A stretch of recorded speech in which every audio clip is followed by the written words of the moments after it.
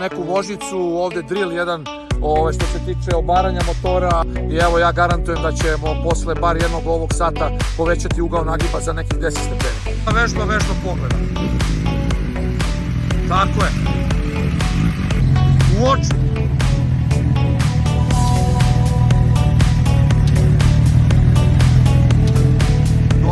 Tako, glava iza. Rotiraj. Gledaj iza gledaj. Tako je.